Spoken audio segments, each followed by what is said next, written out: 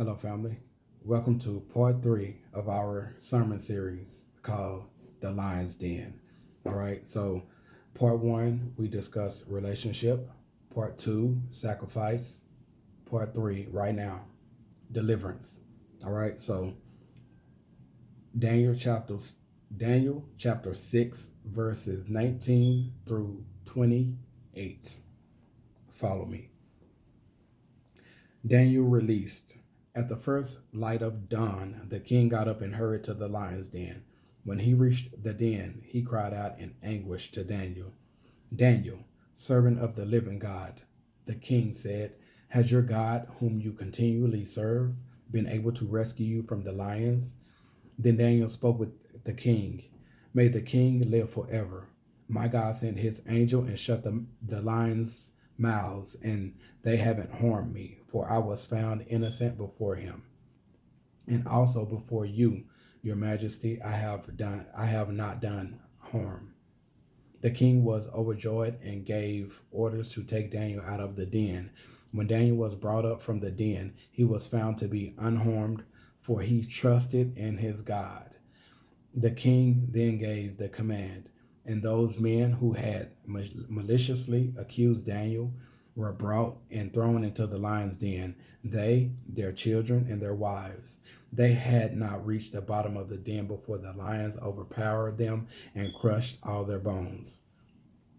Darius honors God.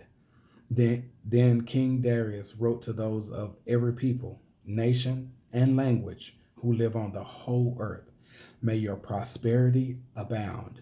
I issue a decree that in all my royal dominion, people must tremble in fear before the God of Daniel, for he is the living God and he endures forever.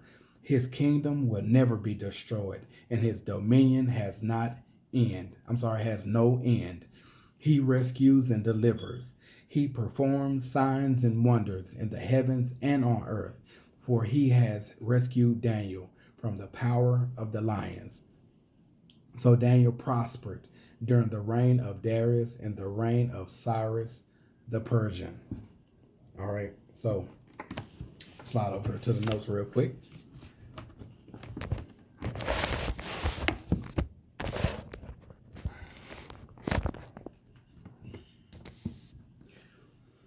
Deliverance. When he do deliver you, rescue you, save you, his presence will have been known to those who live in doubt, fear, and disbelief, causing them to make a shift in their faith. Because you were faithful, trustworthy, and trusted God, and never stopped serving him through it all, you too will prosper. We must stand up and stand out. Daniel 6, verse 3. Daniel distinguished himself above the administrators and satraps because he had an extraordinary spirit, so the king planned to set him over the whole realm. We must be set apart from everyone else. We must be set apart from everyone else. We're not supposed to identify with everyone else who don't believe, who are not living for God, who are not following Jesus Christ, who are not Jesus's disciples. We are not supposed to be identifying with everyone else. All right? So, verse 4, the administrators and satraps, therefore, kept trying to find a charge against Daniel regarding the kingdom, but they could find no charge or corruption, for he was trustworthy and no negligence or corruption was found in him. If you were summoned, what charges or offense can be found against you? That's between you and the man. Verse 5 through 10. Obviously, we covered this in verse 1, but quick refresher, and then we're going to close this bad boy out, all right? And then these men said, we will never find any charge against this Daniel unless we find something against him concerning the law of his God. So the administrators and satraps went together to the king to the king and said to him, "May King Darius live forever. All the administrators of the kingdom, the prefects, satraps, advisors, and governors have agreed that the king should establish an ordinance and enforce an edict that for 30 days, anyone who petitions any god or man except you, the king, would be thrown into the lion's den. Therefore, your majesty, establish the edict and sign the document so that as a law of the Medes and Persians, it is irrevocable and cannot be changed." So King Darius signed the written edict. When Daniel learned that the document had been signed, he went into his house. The window in its upstairs room opened towards Jerusalem, and 3 times a day he got down on his knees, prayed, and gave thanks to his God, just as he had done before. If you were in the same predicament today as Daniel was in his time, what would have your response been?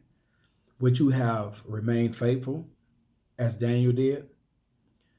There may come a time in our personal life, as it was when Peter was asked, was he one of Jesus' disciples, knowing the possible consequence, causing him to deny him, the same that has happened to others in other countries today, where people have been killed for Jesus' name's sake. What are we prepared to do? Verse 11.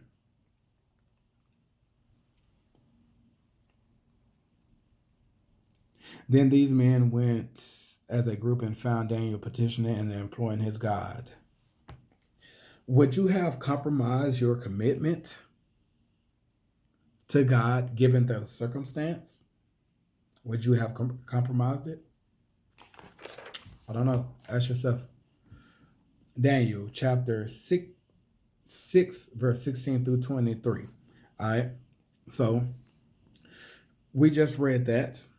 Well, yeah, we just read that. But I'm going to read it again, just to 16 through 19. All right. So the king gave the order, and they brought Daniel and threw him into the lion's den. The king said to Daniel, "May your God, whom you continually serve, rescue you." A stone was brought and placed over the mouth of the den. The king sealed it with his own signet ring and with the signet rings of his nobles, so that nothing in regard to Daniel could be changed. Then the king went to his palace and spent the night fasting. No diversions were brought to him, and he could not sleep. And then that's when, at the first light of dawn, the king got up and hurried to the lion's den, asking Daniel, "What's the business?" You know what I'm saying? Like, "Hey, did your man rescue you?" He said, "Sure enough, he did." So, are you willing to remain faithful to God, and even if that means to the death? Daniel, he was like, "It's whatever. Like, this my man. I rock with him." You know what I'm saying? Like, and he was willing to go to death with him. Would or will you trust God even to the death? Would or will you? Would you? Would you have? Or will you trust God even to the death? Daniel 25 verses 27.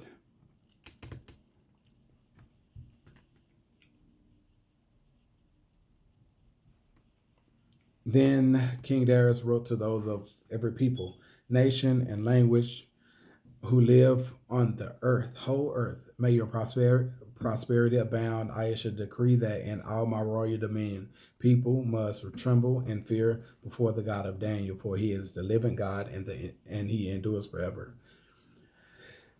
So, Exodus chapter 9, verse 16. God told Pharaoh, "But I have raised you up for this very purpose, that I might show you my power, and that my name might be proclaimed in all the earth." With Daniel's faithfulness and his total commitment to God and him trusting God, his power was displayed not only to Daniel, but also to to Darius, the administrators, like the people who was a witness to this. His power was shown, was on full display. And because of this one man, his faithfulness, his commitment, and he trusted God, God delivered him. God rescued him. God saved him. And in turn, because his power was displayed, and just like he told Pharaoh, and that my name might be proclaimed in all the earth, it is our duty to serve God, to proclaim him, his name, profess his name, live for him, have faith, believe even in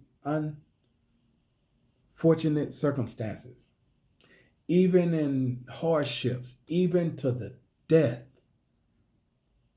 We are to trust him, allow our faithfulness to be on display, allow our full commitment be on display, as it was for Daniel, even when it was, in today's term, not cool to do it. It's just what it is. When the governors and all these people were saying like, no, you can't do this for 30 days. He like, open the window as I normally do. Ain't nothing changed. You know what I'm saying? Like, and he was willing to go to death with it.